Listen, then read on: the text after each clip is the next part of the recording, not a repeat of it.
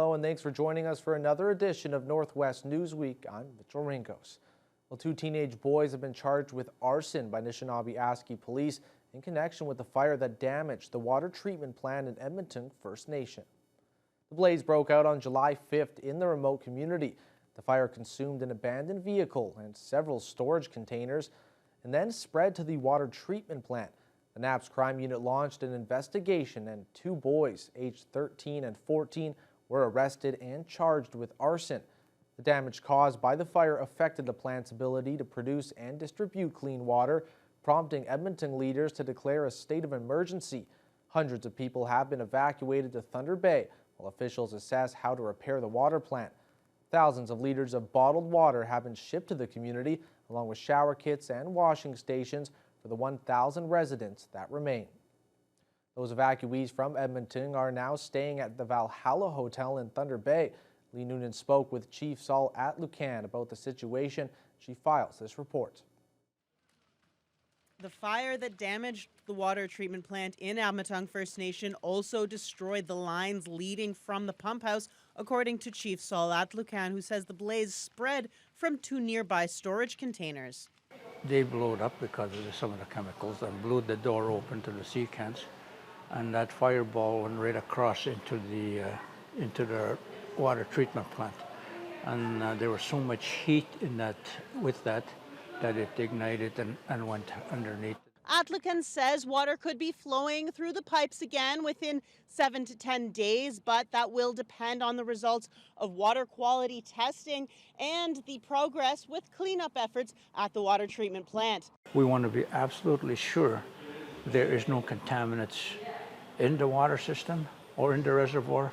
We want to make sure the job is done right. We don't want to have to go through this all over again. In the meantime, the community's most vulnerable members are being evacuated to Thunder Bay, with roughly 350 people expected to be in the city by end of day Thursday. Elders and the chronically ill and kids, and we have to bring, like, say for instance, if 1 or 2 are, say, ill or chronically ill in the family, we have to bring the whole family out because we can't leave the children there. So that's what's gathering up the numbers.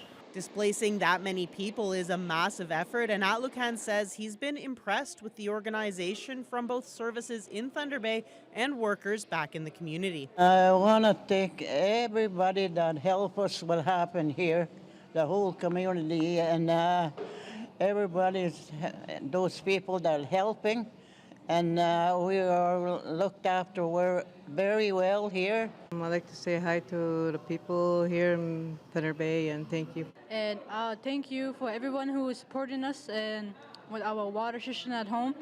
Caregivers and service providers in the city and from the First Nation have set up at the hotel to support the evacuees in both English and Anishinaabe. He said that he was well taken care of here. He's been looked after. For the evacuees we spoke with, their main concern was for families still home in the community. I'm just worrying about my 2 grandkids. They're back home. Lee Noonan, TBT News.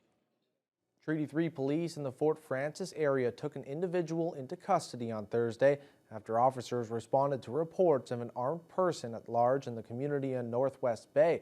Just after lunch hour, Treaty 3 police and the OPP attended to reports of a potentially dangerous individual who was reported to be in possession of a firearm and who posed a risk to public safety. Residents were urged to stay indoors and lock up while police responded. There's no information yet about the suspect, who was later taken into custody, and the incident is still under investigation. Alvin Fiddler will be back in a familiar post next month. Anishinaabe Nation will be appointing Fiddler as its new Grand Chief to replace Derek Fox, who was removed from the post in May over alleged code of conduct violations. Only 1 nomination was received for the vacant position of Grand Chief for a candidate who met all the requirements. Fiddler from Muskrat Dam First Nation will be acclaimed by resolution next month during the Kiwewin Conference in Thunder Bay. Fiddler has 25 years of leadership experience within NAN and was first elected Grand Chief in 2015 after serving several terms as Deputy Grand Chief and working on the Truth and Reconciliation Commission. He stepped down in 2021 to run for National Chief of the Assembly of First Nations, but lost the election to Roseanne Archibald. Tractor-trailer fire closed Highway 11 near Beardmore for several hours on Monday night. The damage was limited to the trailer unit thanks to some quick thinking from the driver. OPP say they were alerted to the situation at about 9:40 p.m. and sent officers from Nipigon and Greenstone to the scene. When they arrived, they found the trailer engulfed in flames, causing a large plume of smoke. Constable Matt Foster says damage from the fire was isolated to the trailer as the driver managed to save the cab of the vehicle. When this driver had found out that a portion of his trailer was on fire, he was able to detach the truck from the trailer and move it away. Firefighters from Nipigon and Beardmore responded and extinguished the fire. The highway reopened at around 1:30 Tuesday morning. Meanwhile, a shocking video of a transport truck making a very dangerous pass along Highway 11 near Geraldton went viral on Facebook this week. As you can see from the video here, the transport is attempting to make a pass along a winding road in the no passing zone. The transport eventually managed to pass two other large trucks that were in front of it. Thankfully, no oncoming vehicles were on the highway and nobody was hurt. As of Friday, there has not been any charges laid against the driver in question, and OPP Constable Matt Foster explains the potential charges that could come from an incident like this. Some of the penalties that you could receive if you are caught driving like this could be careless driving. Careless driving is a provincial offense. It carries 6 demerit points and is $490 fine. However, something like this could be considered also dangerous driving, which is a criminal charge. And with that, has the possibility of having a criminal record as well as a driving prohibition.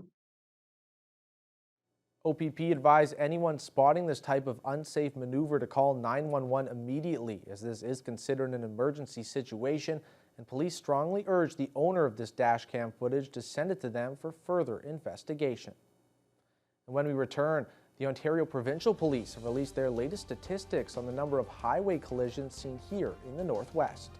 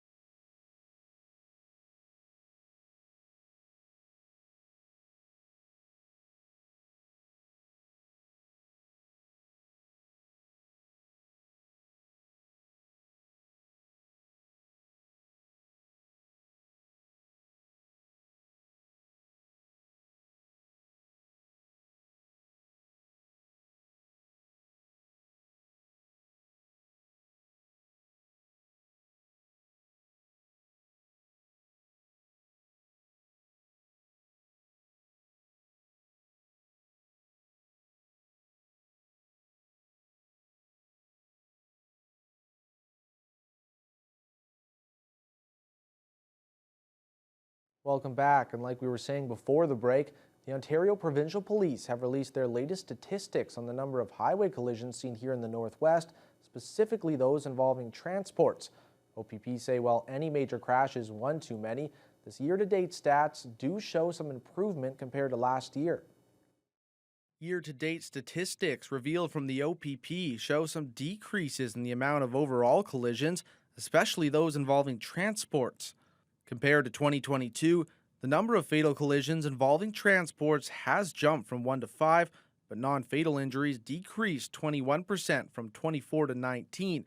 Collisions with only property damage dropped 29% from 286 to 203, and overall collisions involving transports had a fairly drastic decrease of 27% from 311 to 227. And if we count all collisions, there was a 13% drop from 1,114 to 995. Provincial Constable Matt Foster said he can't determine exactly why the percentages have decreased, but says looking at the stats from last year, it is still concerning how many crashes were avoidable. Mechanical failure resulted in only 12 of those collisions. Inattentive driver was 86 of those 639 collisions. Animals, moose, bear, that kind of thing up in our region, 92 of them. 112 of those collisions last year were because the driver had lost control. 98 of those 639 collisions last year were the reason was speed, and the speed being too fast for the conditions. And 7 also were excessive speed. Foster does say he believes we will see a similar number of avoidable crashes this year and says the OPP are taking necessary steps to educate drivers. These collisions are preventable. So that's why the OPP is out this week participating in Operation Safe Driver to bring awareness and education to those of the public in regards to commercial motor vehicle safety. Now, these are just year-to-date numbers. As Foster says, percentages could catch back up by the end of the year, but says it is a positive sign to see fewer collisions so far. The first steps have begun into the federal impact assessment process for the Northern Road Link. Public information sessions were held in Thunder Bay and Greenstone this week. Lee Noonan attended the Thunder Bay meeting and has more. The federal impact assessment will look at potential environmental, social, and economic impacts of the Northern Road Link, as well as possible impacts on Indigenous rights, and gauge whether the project is in the public interest. Eli Weisbrot, Impact Assessment Agency Projects Manager, led a roundtable discussion. We'd love to hear feedback from the public and stakeholders on what exactly, in relation to the local and regional environments, is there and what the proponent should be focusing on. The Northern Road Link would connect the proposed Martin Falls Access Road to the proposed Webequay Supply Road. Some at the meeting questioned the decision to separately assess each of the 3 proposals. Weisbrot said the process is driven by the proponents and the individual purposes of each project. It was proposed that way, so we were, they're designed independently. Northern Road Link projects, it does connect the 2 projects. Each of the 3 roads is undergoing its own assessment, while a broader Ring of Fire regional assessment is apparently in the works. Another concern raised at the session was whether there was enough time allotted for consultation. This is going to be a long process because there are so many different people involved, and I believe, though, that its time has come, and I also believe that with the proper guidance and cooperation, we can make this happen. I think it's a good thing for Northern Ontario, but it has to be done right. At a press conference in Manitoba earlier in the week, the Premier said a federal assessment was a waste of time and taxpayer money. We have to make sure we get those critical minerals out of the ground as quickly as possible, partnering up with our Indigenous communities.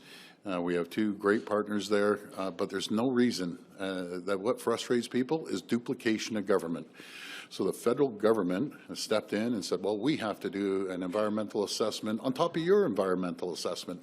The public is currently being asked for input on the assessment itself, including what information should be collected and how to best conduct consultations. Comments can be submitted up until July 21st through the Impact Assessment Agency of Canada website.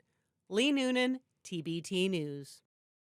A controversy is stirring at Patricia Gardens facility in Dryden, where residents are expressing concern over what they say is a lack of transparency concerning the state of empty units in the building. Patricia Gardens, an assisted living complex for seniors, does not have a published wait list for a room, but if Princess Court is any measure, that's the long-term care facility next door, it could be a long wait. That scarcity for rooms and what's being called the lack of transparency is what has community members expressing confusion about the 10 or so units that have been vacant for months. Foot care nurse and RN Susan Paquette has been ringing the alarm out of concern for her clients who live there. When it's a big secret, people start jumping to conclusions and filling in their own blanks, and they're thinking, what actually is going on? The one resident kind of made a joke. She said to me, I wonder where we'll go if we get kicked out. I don't think that's going to happen at all, but that means that if they haven't got answers, they're fearful. After a request for comment, the chair for Dryden District Senior Services, Martin McKinnon, provided a statement explaining that negotiations involving multiple organizations are underway, and until that process is complete, no vacant spaces can be filled. He also promises to share more details as they become available. Dryden City Council met on Monday evening, where council voted to award the arena's concession services contract. They also discussed the insurance of a temporary building permit for a project on Albert Street. Dryden Council had twice granted extensions to operate the arena's concession stand, but this year it was once again up for a vote. Although another bidder didn't meet the requirements, it was decided that the contract would go to the goalpost, the previous tenant, and also the highest bidder. Another development was a vote in favor of a site control plan for 99 Albert Street. An old church on the property is being torn down and being replaced with a two-story office building. Dryden Mayor Jack Harrison says he's excited to see this and other developments moving forward. We've got two developers, one's putting in about 20 townhouses, the other one these 8 duplexes. So in total, that's about 100 units in our area, and we know that housing shortages across Ontario. So Dryden is no different. So we're excited to see, these units coming in this year, early next year. So Council also voted in favor of lowering the flag at Dryden City Hall to half-mast in the event of an OPP officer dying on the job. The province has lifted the restricted fire zone here in the Northwest and across Ontario. Details on that and more when we return.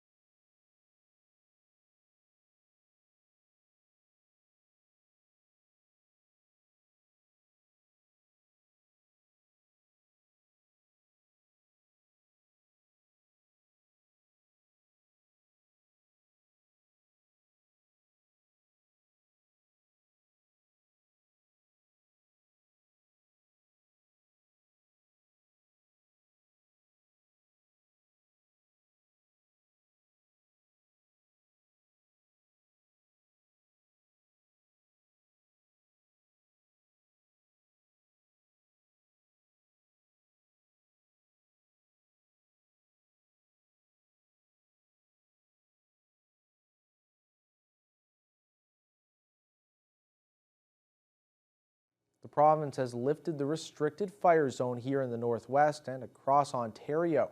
Thanks to the recent rain and cooler temperatures, the fire ban was in effect for almost a month and a half due to high forest fire hazards around the north. Celios Bellos reports.